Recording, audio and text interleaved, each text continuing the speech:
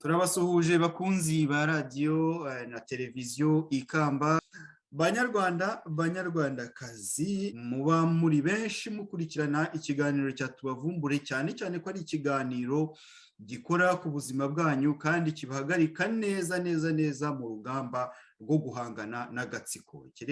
Umuntu azindurwa no kurara ijoro nk'uku turaye ijoro akazinduka aje kwirengagiza ibintu abantu bakamubwira batari ku ibintu rwara ntubibona, ntubona ko Kizito yishwe, ntubona ko Idamange arengana, ntubona ko Karasira, ntubona barafinda ko ari guterwa ibishinge, ngo aka byose agahita ntagire ikintu abivugaho, agahita ngo intore zirusha inama. Ibyo bintu ubwo busutwa dutangiye kuburambirwa rwose, ndetse tugiye kuzageza n'igihe tuzajya dusaba abanyarwanda ko nugira n'uwahura nawe mu nzira tuhangana nawe.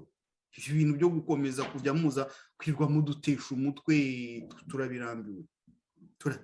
turabirambiwe rwose. Abanyarwanda barambirwe kandi nk'uko barambirwe. Ntabwo intore ibipima ibiro bingahe, ntabwo mwabonye uwo bacireho ipantaro hariya yapimaga ibiro bingahe.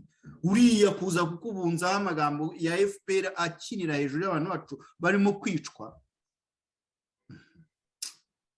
amaboko nabiri arayafite nawe ukayagira, kucya gucika akagenda amahoro. Umugomo uwo ari we wese ni ugomba kugenda yububa. Twebwe turavuga ukuri, turatabariza abantu, mukazana amafuta ahangaha. Twatangiye umurongo wo guhuza abanyarwanda b'amoko yose, abahutu, abatwa, abatutsi, tugahurira hamwe muri gakondo y'abanyarwanda. Ibyo ngibyo ni intego yacu ndakuka, ni intego kandi tutazigera dutezukaho kuvaho FPR yinjiriye mu Rwanda ku itariki ya mbere z'ukwezi kwa 10 mu mwaka w'1990.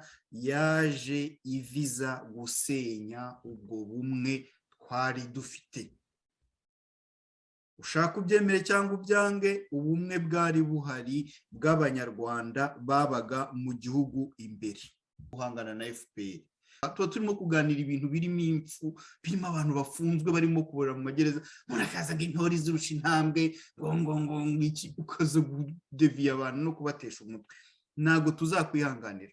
Turi ku rugamba, turi mu bihe bidasanzwe, mu bihe by'amakuba ntawe uzana imikino rwose. Mubimenye iyo mikino yanyu y'intore kwirwa dukinana dugira gute oya, ariko ubu turi mu maraso y'abanyarwanda ari kumeneka. Cyuma baramukubita akamumena amatwi, mwarangiza mukaza kudukiniraho ahangaha. Twabivuga ngo mwarasaze, ngo mwamuhaza imireti, ngo mwamushaka ngo uko abazungu babagaburira. Umuzungu atugaburira, abazungu ntimurimo kubicira mu Rwanda, ntimwabamariye mu Rwanda. Inyenyeri PM rwose tubyumva kimwe. Nanjye nukubarebesha yombi, mwaratubonye turiya tubuno. Yes, nutubuno ntibazongeye kuba ko ari amabuno, uriya ni amabuno agira bashyiraho igipfunsi kabisa. Kwe nteruye ibimeneka yufeka webare sebo PM, mwebare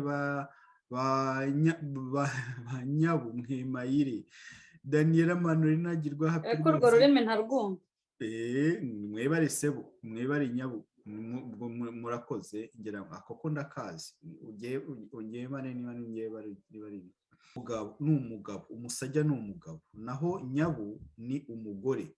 Nicyo ese buriya nyabu ni umugore, nicyo ikirimi bavanye Mengo Kampala mu busajya kwa papa wabo mu nyabu. Ntabwo narinzi ko ari umugore, narinzi ko ari nyabusa, narinzi ko ari uguhina nyabusa.